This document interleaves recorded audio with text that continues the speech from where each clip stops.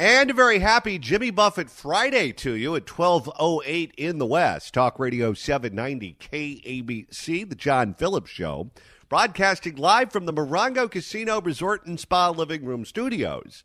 Mr. Randy Wang's at the sports desk in Culver City. John, last weekend at the Essence Festival, Vice President Kamala Harris was asked how to motivate young black women to turn their passion into action and use their culture to make change.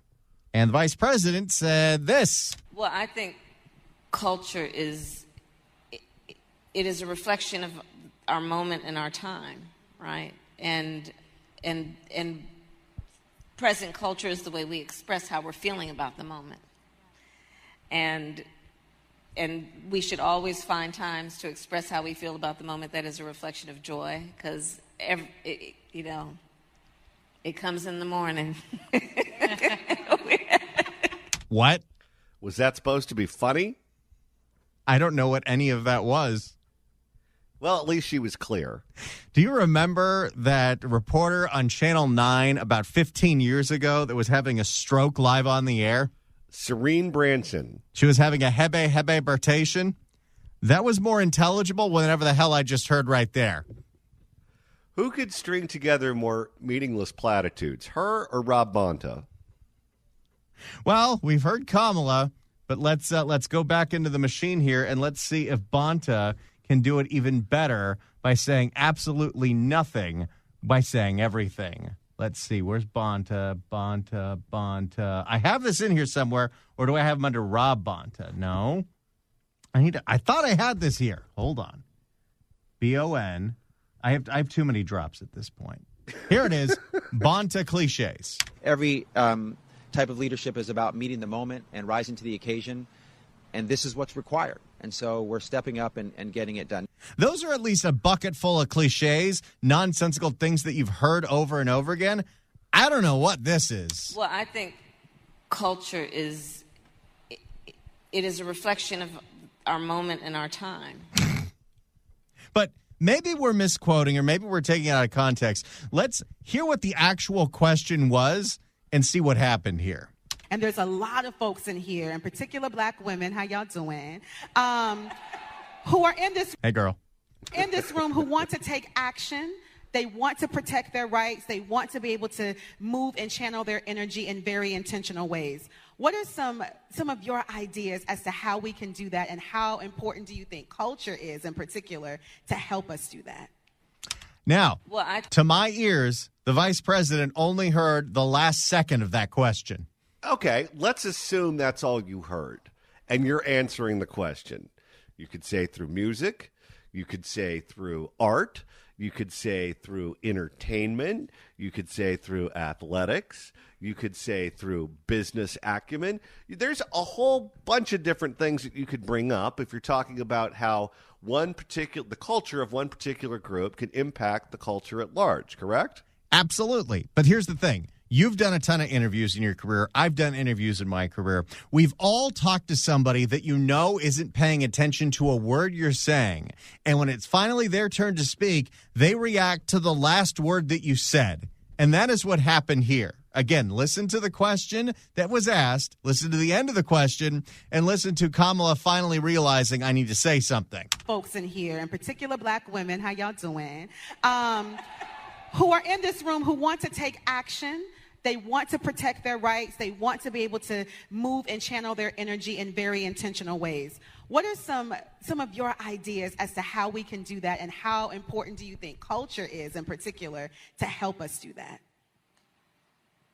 Well, I think culture is... She didn't pay attention to a word the woman said. No. So now she's off into uncharted waters and starting off with culture, no idea what she's actually responding to. So she's got words coming out of her mouth and she has no idea where they're going. Well, I think culture is a reflection of our moment and our time, right? And present culture is the way we express how we're feeling about the moment. Joe Biden's more coherent than this. And we should always find times to express how we feel about the moment that is a reflection of joy, because It comes in the morning. What? That could be filthy. We have to find. I'm not going to use that anywhere near some other drops that we play very regularly on this show. No, no, no, no, no. We do not need to take another one of those classes. We have to find ways to also express the way we feel about the moment in terms of just having language and a connection to. These are words, but none of them have anything to do with each other. She needs to pay attention to Marianne Williamson, because at least she can answer a question after she looks at the crystals. To how people are experiencing life. And I think about it in that way, too. And we also, I think it's very important that leaders, anyone who considers themselves a leader, really understands how anything they say would affect a real human being, as opposed to, otherwise be a poet and write poetry. But where are we going with this? None of this means anything, and she's still going. But this is a special level of politician. But if you want to understand, I don't mean to dismiss poetry at all, but if you want to understand any concept, you have to ask questions like, how would this affect a child? To have a real understanding of what it is that you propose. And culture helps us do that, because you sit down with Keke Palmer and you're going to have a real conversation about... Again, the only thing that she was paying attention to was the word culture. She has no idea that the question was about activism.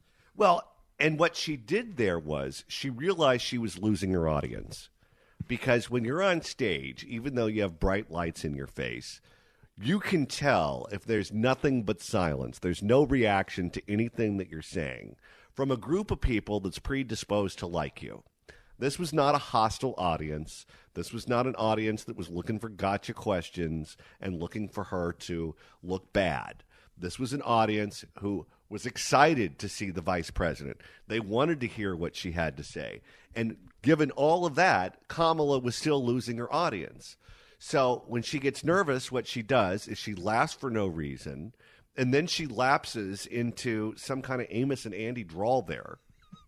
And the whole time she's hoping that the interviewer will pick this back up, but she still lives her hanging out to dry, because you could tell the woman asking the question knew that Kamala wasn't paying attention to a word she said. No, and that's so insulting to your audience. People talk the way they talk. We know Kamala Harris. We know how she talks. We know Eric Garcetti does the same thing, by the way, and Gavin Newsom does the same thing.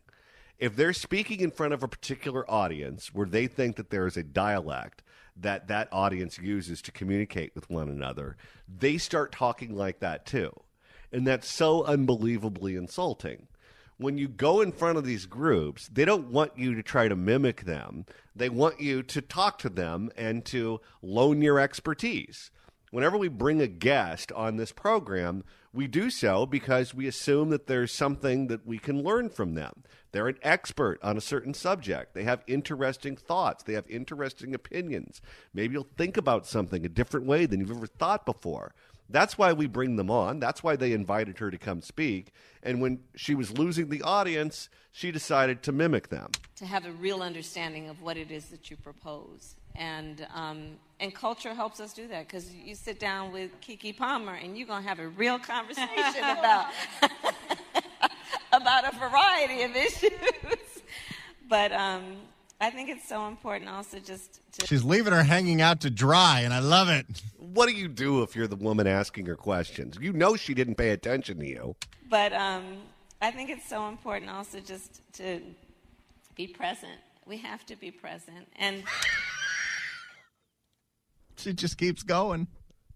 On and on and on. Again, the question was about getting people who want to be active in their community and wanting to make change, not be present. I think it's so important also just to be present. We have to be present. And in this moment, I think there's a perversion. There's a lot of moments in this speech. Oh, yes. Many, many, many moments.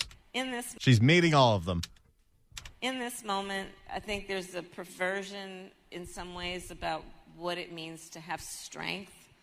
Some people would suggest that it is a sign of strength based on who you beat down, when I think most of us know the real sign of strength is based on who you lift up. This means nothing. Absolutely nothing. And so all that we can do that is about that is, I think, in preservation and in the purpose of growing our strength. Now, That's all I have on the tape. But did you understand any of what she just said? Not a word. And this is why Gavin Newsom is traveling around the country. This is why Gavin Newsom is trying to create an email database list. This is why Gavin Newsom is doing all of the national shows. Because if Grampy Joe drops dead tomorrow, does one too many lines of coke and his heart blows up, and the Democrats need a new candidate, she cannot be that candidate, or they will go down in flames. But it just didn't feel big enough. Gavin Newsom understands that better than everyone else because he came up through the ranks with her, both in San Francisco politics and at the state capitol in Sacramento. He is well aware of her capabilities and deficiencies, and he knows that she's not ready for prime time. Well, I think culture is a reflection of our moment and our time, right? And present culture is the way we express how we're feeling about the moment. And we should always find times to express how we feel about the moment that is a reflection of joy, because it comes in the morning.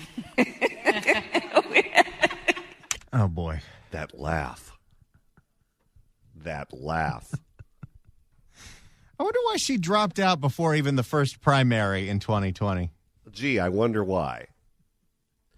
There are just certain politicians that hit a nerve with people, and they just don't like the cut of their jib.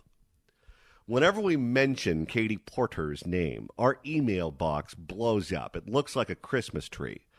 Just one email after another. And they all misspell her name for some reason. That's true. You people need spell check out there. There's no K. And they're all so vulgar, we can't read 99% of them on the air. George Gascon is like that. George Gascon just drives people crazy in ways that other politicians do not.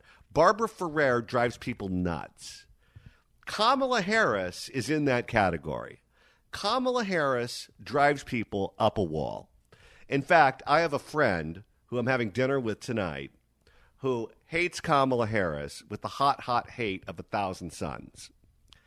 And whenever he starts going off on a diatribe about Kamala, he mispronounces her name every single time. You can tell when he's pissed because when he's pissed, he calls her Carmela. I will repeat myself. I have no idea why, but every time there's steam coming out of his nostrils and his ears, I know the mispronunciation is coming. We are doing it. I don't even think he knows he's doing it. That's the other part. Oh, Democrats are in big trouble if she's going to be the nominee. Let's try to hear this one more time. Maybe the fourth time we'll actually understand what she was trying to say here. Well, I think culture is a reflection of our moment and our time, right? And present culture is the way we express how we're feeling about the moment. And we should always find times to express how we feel about the moment that is a reflection of joy, because it comes in the morning. Hey, when you're doing a big event like this, I'm sure they have either a sign language interpreter or someone doing closed captioning for the video. How do you handle that? How do you type out a cackle? No, how do you type out that entire phrase? How do you type out all this nonsense? How do you quote her in a newspaper? Nothing what she said makes any sense. I don't know. If you're a court reporter, give us a call at 800-222-KABC. Every once in a while, I have to do that for the newspaper column, where I replay an interview that we did on this program. I just did it for next week's column. I typed out a transcript of our interview with the Reverend Andy Bales. And he's easy to transcribe because the man speaks coherently. Especially when he wants Ferrer to get fired. Oh, yes. But when it's just a never-ending supply of gibberish, this is like a CNBC stock ticker of gibberish. Present culture is the way we express how we're feeling about the moment. and we should always find times to express how we feel about the moment that is a reflection of joy, because it comes in the morning. I don't want to know what she's doing in the morning.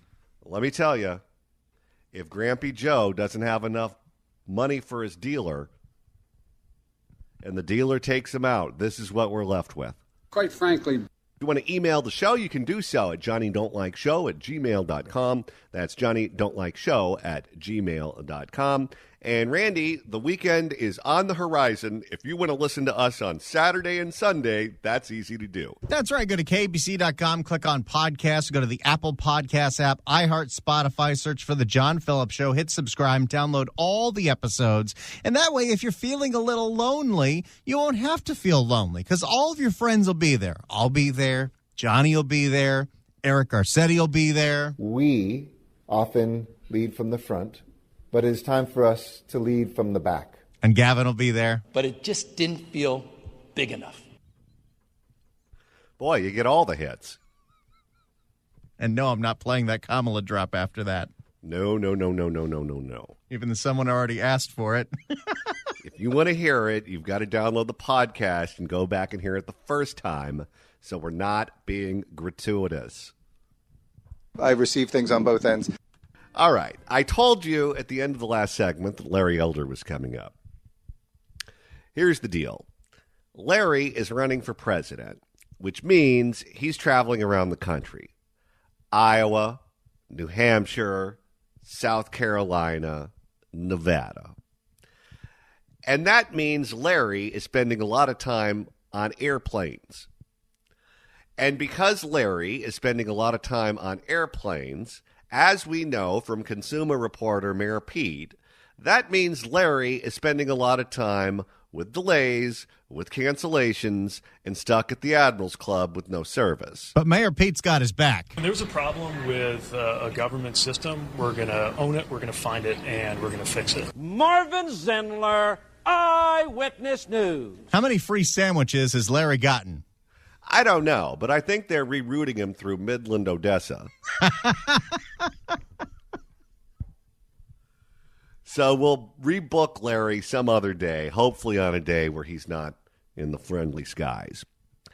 In the meantime, it's time to open up the KABC Crime Blotter. If the cashier is dummy. Questions? And Randy, this next edition of the Crime Blotter involves a frequent flyer. That's right. Imagine going to jail so many times that you know everybody in there by first name basis, but you don't know them for long because every time you plead guilty to burglary and robbery, Jesus Christ, now he's calling.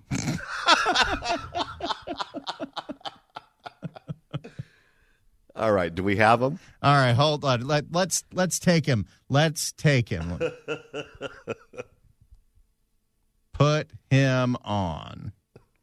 Okay, texting Rachel. Put on the guest. Okay, there we go. Ready? Johnny, do the intro. Let's pretend like we're starting the segment. All right. Ladies and gentlemen, it is my pleasure to welcome our next guest to the program. He is a man who, on Fridays here in Southern California, on these very airwaves, you would play along with the eagle-eared El Dorado and figure out what sound was played during the week. And if you won the contest, you won the prize. It's also the day you got to hear from the Chief Justice of the Supreme Court. But Larry is not running to be Chief Justice of the Supreme Court. He is now running to be President of these United States. You can find him online at elderforpresident.com and follow him on Twitter at Larry Elder. Larry Elder, welcome. John, as always, thank you so very much for not calling me the Blake Fastest of the reading class of the Blackfeet Board Appellate. Oh, boy. We heard about every third word. Yes, sir. we got some interracial issues here. I blame Mayor Pete. The consumer reporter for all of America. There you go. All right. Well, Larry, let's play the eagle-eared El Dorado game today since you're on a Friday. And I want to play. You're going to identify who this is right away. But I want to see if you can explain it to me. Are you ready? I'm ready. Here's the vice president. Well, I think culture it is a reflection of our moment and our time, right? And present culture is the way we express how we're feeling about the moment. And we should always find times to express how we feel about the moment that is a reflection of joy, because it comes in the morning. Larry, what the hell did she just say? Well, John, as I've told you before, unless Joe Biden can can screw up a mirror. Larry, you're on the freaking radio. I said screw up. Excuse me. Kamala Harris will be the front bearer because the Democrats are all about front bearer, emissary.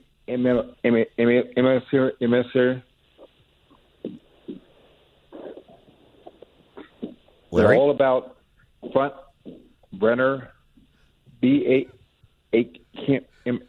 Hero. We're having some issues with the internet.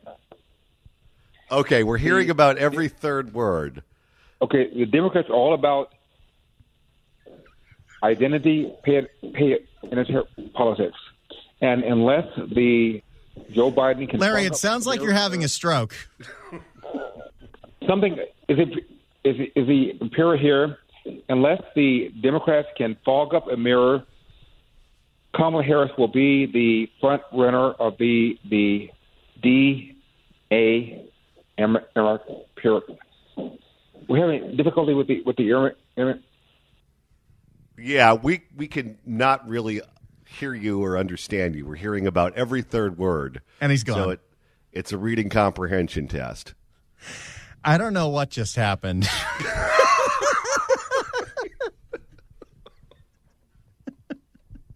I don't know what that was. I'm not totally sure that wasn't a prank. All right. Well, we'll try to get a better connection next time. I don't know what to say. It's Friday, kids. Larry Elder, everybody. Let's go ahead and... Well, I'll tell you, I know a lot of people have a problem with Elon Musk for one reason or another. I happen to like him for a variety of reasons. One of those reasons is Starlink Internet. Starlink Internet is a great thing. If you don't believe me, go on a cruise ship that has it and buy it. It's just like being on land. You can use your phone, you can use your computer, and the internet works. Hopefully, sometime soon, we'll have Starlink Internet all over the place, and you can use it at airports and rural parts of America because the internet that they currently have is no good. And Randy, we just learned that. Yeah, I guess Larry was using a internet phone or an internet-connected phone instead of like a cell phone, and that was one of the strangest interviews I've ever heard on this radio station. Well, if he's hearing every third word that I'm saying, and we're hearing every third word that he's saying, that's like two people who don't speak the same language having a conversation. Well, and the most interesting thing to me, and this is why live radio is the greatest thing ever, you could only hear every third word he was saying. Sometimes it would staccato out his letters and his words. I don't even know how that works. But the word that you could hear completely clearly over the radio was the F word. He gets worked up about Kamala, too. Now, I had to bleep this, obviously, but this happened just minutes ago on these very airwaves. Well, John, as I've told you before, unless Joe Biden can can screw up a mirror. Larry, you're on the freaking radio. I said screw up. No, he didn't.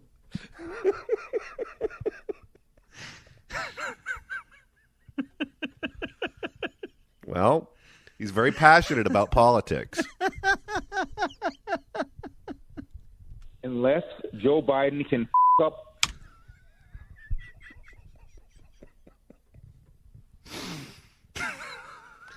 You have to have passion to run for office. You know, Randy, I've been on this radio station for a long time, and I don't know what the deal is. I don't know why. I don't know if it happens to other people at other stations in other markets. But from the time I was put on these airwaves, I get callers and guests swearing on this program more than any other host on the station. I've noticed that. In the 10 years I've been here, I've never used the dump button more than on this show, and it's never you or me that we have to dump. No, and what's interesting is people get worked up when we talk about the subject. Sometimes people are happy with my take. Some people are happy with what we're doing and what we're saying. Sometimes they're angry. Typically, it's not people swearing at me. Typically, it's people just feeling comfortable and just casually swearing. You mean like this? Well, John, as I've told you before, unless Joe Biden can can screw up a mirror. Larry! Larry! You're on the freaking radio! I said screw up. And that's not even the only recent one. You remember what happened when we had Tom McClintock on this show just a couple weeks ago? He did it too. Tom, we love you. We've lived here all our lives, but this state has gone bat crazy, and we just bought a home in Nevada, Arizona.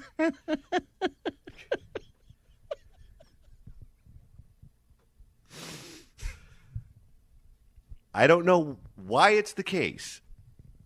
I don't know why it always happens to us. Do people swear on Ben Shapiro?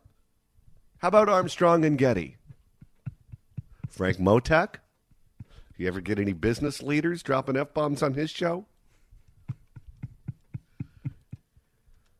How about the red-eye people? Unless Joe Biden can can screw up a mirror. Larry! It's Friday. Everyone's ready for the weekend. What can I say? We should have an FCC rule. On Fridays, everyone can just pop off. Why not? The weekend is almost here. Can it be a little closer? Well, this is one of these holiday weeks. And when you have a 4-day holiday week, people just mentally aren't there. They're checked out. Because you have a 3-day weekend, you know it's going to be a short week. People don't show up. But this is not even a 3-day week because the holiday was on a Tuesday. Yeah, everyone who has even showed up this week, everyone's fully checked out. This is like Thanksgiving in the middle of summer. You work 3 days and you're barely there those 3 days. Obviously, even the people operating internet phone connections aren't doing their job. He must have the same service provider as me.